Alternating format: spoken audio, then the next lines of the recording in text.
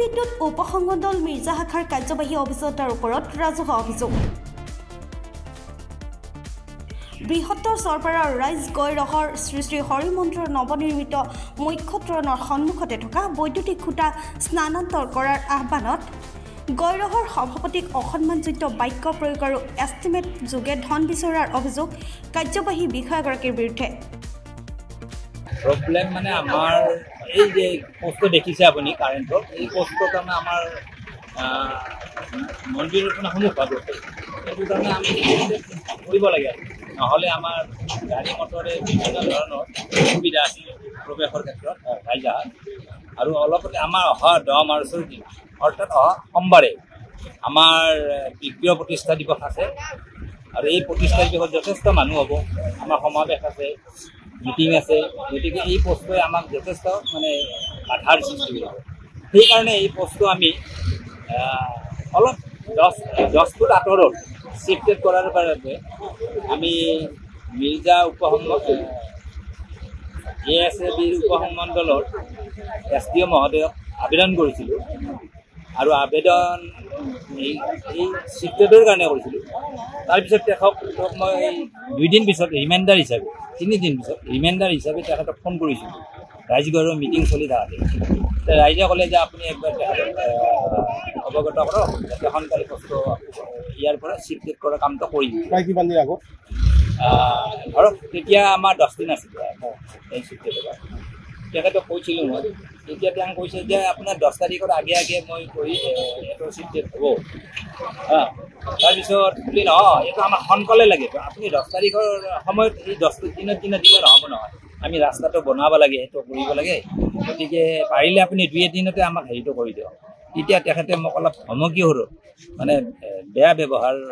মানে কৈছে আৰু গতিকে মই কৈছোঁ যে মই ৰাইজ গৈৰহৰ এটা প্ৰেচিডেণ্ট হিচাপে আপোনাক কৈছিলোঁ কিন্তু আপুনি এনেধৰণে কোৱাটো মই আশা কৰা নাই গতিকে ঠিক আছে দিয়ক আপুনি আপোনাৰ পিনে কৰি থাকক যিটো আৰু আমি আমাৰ পিনে কৰি থাকোঁ সেইটোৱে তাৰপিছত এই পোষ্টটো স্থানান্তৰ নহ'লে নাই নহ'লে এতিয়ালৈকে আৰু আপোনাৰ এই আগত এইটো ট্ৰেন্সফৰ্মাৰ আছে এই ট্ৰেন্সফৰ্মাৰটোৰ যিটো সুৰক্ষা হ'ব লাগে ইয়াৰ সন্মুখতে আমাৰ ওচৰতে আপোনাৰ LP স্কুল আছে MVS আছে ইয়াৰে ল'ৰা ছোৱালীবিলাক বা মন্দিৰৰ সন্মুখতে যিখিনি মানুহ আহে এইখিনি সুৰক্ষাৰ কাৰণে এইটো মানে আৱৰণ কৰি দিব দিছোঁ যিটো এটা ASABৰ নিয়ম কিন্তু সেইমতেতো কৰা নহ'ল তেখেতসকলে আৰু এই আজি আমি এই ব্যৱস্থাটো কৰা শুনি তেখেতে আজি ইয়াতে দেখা পাইছে আপোনালোকে কৰ্মচাৰীয়ে কাম কৰি আছে আজি আহিছে আজি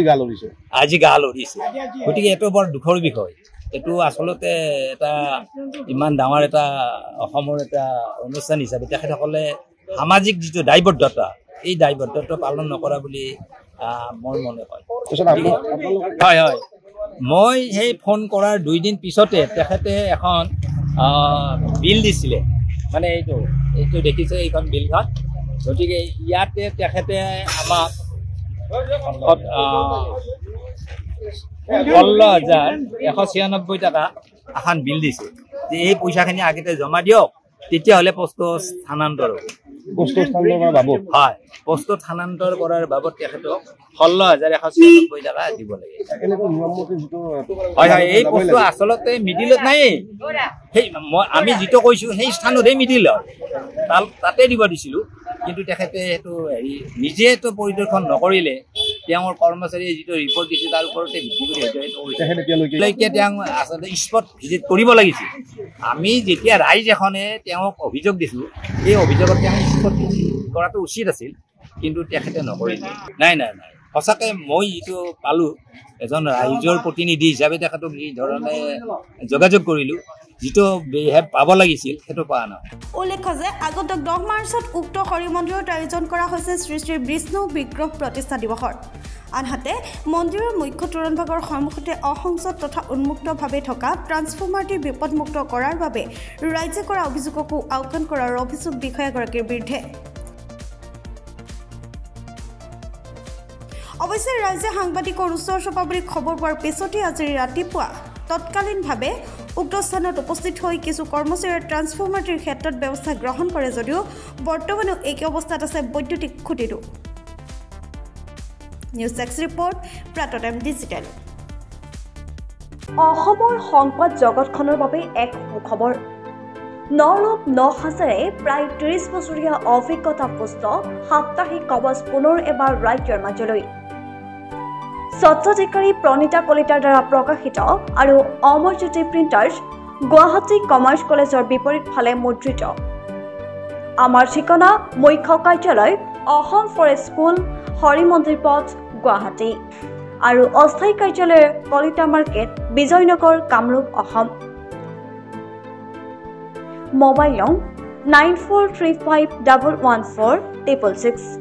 আৰু 7024722813 মেইল আইডি probhatiahom@gmail.com